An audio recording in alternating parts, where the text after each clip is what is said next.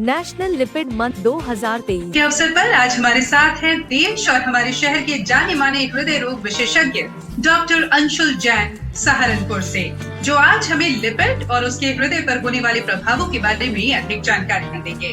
आपका स्वागत है डॉक्टर RX टॉर रेडियो टॉक शो पर। डॉक्टर, अपने बारे में सबसे पहले हमें कुछ बताइए। मैं डॉक्टर अंशुल जैन हूँ। मैं एक कार्डियोलॉजिस्ट हूँ और मैं सहारनपुर में SPD डिस्ट्रिक्ट हॉस्पिटल है, वहाँ पे पास में सर्कुलर रोड पे प्रैक्टिस करता हूँ। डॉक्टर, सबसे पहले आपसे ये जानना चाहेंगे कि डिसलिपिडेमिया है क्या और इसके कारण क्या क्या हो सकते हैं। डिसलिपिडीमिया अगर हम आज के टाइम में बताएं तो डिसलिपिडीमिया की कोई एक पर्टिकुलर लेवल से नहीं है। डिसलिपिडीमिया डिपेंड करता है कि पेशेंट की प्रोफाइल कैसी है, वो लो रिस्क प्रोफाइल है या हाई रिस्क प्रोफाइल है, मॉडरेट रिस्क प्रोफाइल है। अकॉर्डिंगली अगर हम देखें, अगर एक कोई लो रिस्क प्रोफाइल पेशेंट है, उसमें अगर LDL लेवल 160 से ऊपर है तो वो उसके लिए डिसलिपिडीमिया है। एक मॉडरेट रिस्क पेशेंट है, उसके लिए 130 कट ऑफ है, और एक हाई रिस्क पेशेंट, उसके लिए LDL का लेवल 100 से नीचे होना चाहिए, और एक ऐसा पेशेंट जिसमें बहुत ज़्यादा रिस्क है, वेरी हाई रिस्क पेशेंट हैं, उसमें वही LDL का लेवल 70 से नीचे होना चाहिए। और अगर हम आपके दूसरे क्वेश्चन की बात करें कि उसके कॉजेज क्या क्या हैं, कॉजेज में कुछ ऐसे कॉजेज होते हैं जो आज की जनरेशन में बहुत कॉमन है। Lack of physical activity, stress, access of junk food जैसे high carbohydrate and high fat diet and refined oils, and बाकी अगर हम देखें तो डायबिटीज, हाइपरटेंशन, अल्कोहल का इंटेक, कुछ पेशेंट्स में किडनी की डिजीज होती हैं और कुछ इंटेस्टिनल डिजीजेज होती हैं, आंतों की डिजीज होती हैं, उसमें भी कोलेस्ट्रॉल बढ़ता है।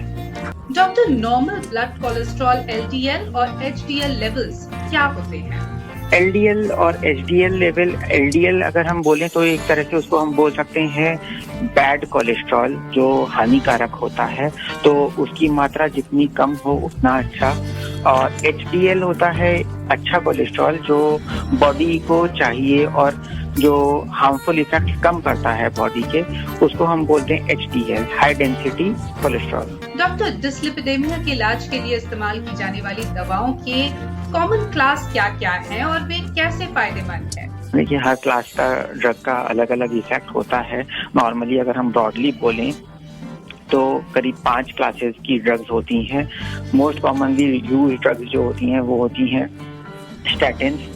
उनका मेन काम होता है कोलेस्ट्रॉल का प्रोडक्शन कम करना, कोलेस्ट्रॉल बॉडी में बने ही कम।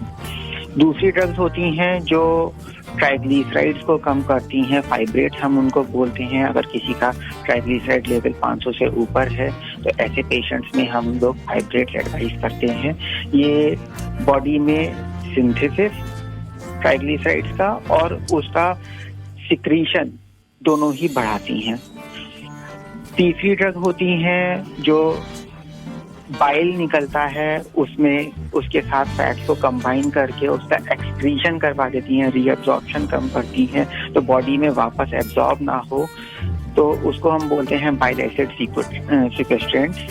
और कुछ नई ड्रग्स आई हैं जो थोड़ी महंगी भी हैं इस समय, लेकिन वो वंडर ड्रग्स हैं जो PCSK9 इनहिबिटर्स होते हैं। इन ड्रग्स में ये जो लीवर के ऊपर कुछ रिसेप्टर्स होते हैं जो फैट को एब्जॉर्ब करते हैं और उसको कंज्यूम करते हैं, सिंथेसाइज करके, प्रोसेस करके बॉडी उसको यूटिलाइज करती है, उनको बढ़ाते हैं। तो वो रिसेप्टर्स बढ़ जाते हैं तो बॉडी से कोलेस्ट्रॉल कम हो जाता है। लेकिन वो ड्रग्स अभी महंगे बहुत हैं, लेकिन एडवांटेज उनका ये रहता है कि 3 महीने या 6 महीने पे ही इंजेक्शन चाहिए होता है।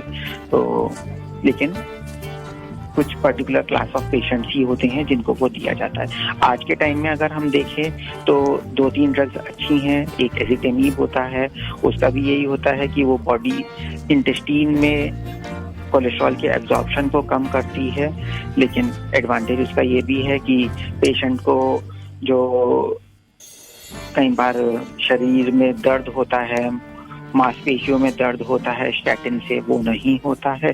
तो या फिर कुछ पेशेंट्स होते हैं जिनको लीवर की दिक्कत पहले से है, ऐसे पेशेंट्स में ये ड्रग बहुत अच्छा काम करती है।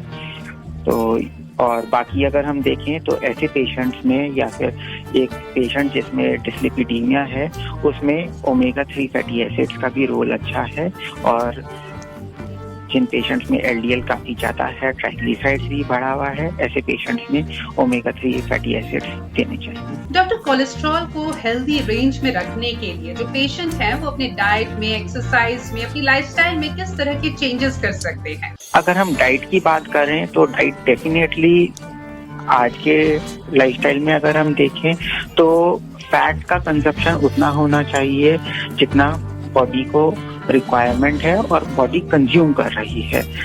एक पुराना रूल है 30-40-30, 30 कार्बोहाइड्रेट, 30 प्रोटीन एंड 40 फैट। ये एक पुराना वो चला आ रहा है, तो उसी रेशियो में ये होना चाहिए। ज़्यादा जो एक सिंपल वे में हम बोलते हैं असंतुलित आहार, वो नुकसान करता है। ट्रांस फैट्स होते हैं, ये बिल्कुल अच्छे नहीं होते हैं, तो ऑयल चेंज होते रहना चाहिए। रिफाइंड ऑयल अगर कोई यूज करता है तो mix oil is always better, and in सब में सरसों का तेल बेटर होता है या फिर सनफ्लावर एंड सनफ्लावर ऑयल। अगर हम लाइफस्टाइल में और चीज़ों की बात करें, स्मोकिंग नहीं होनी चाहिए, अल्कोहल का इंटेक कम से कम होना चाहिए, and physical activity moderate to heavy exercise करनी चाहिए। डेली ब्रिस्क वॉकिंग या pulse walking at least for 45 minutes to 1 hour रोज करना चाहिए।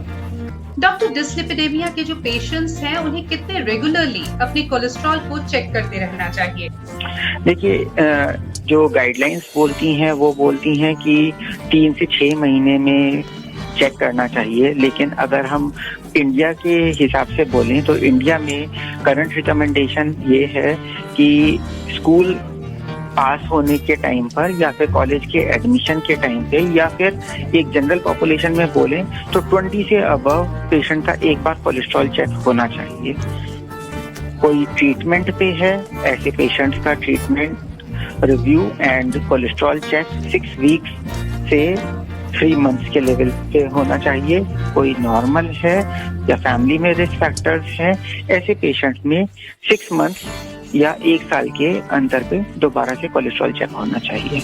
हमसे बात करने के लिए, इतनी जरूरी जानकारी हमारे साथ साझा करने के लिए आपका बहुत बहुत धन्यवाद। A public awareness initiative by Ipca Laboratories Limited, the makers of RxStor and RxStor Gold.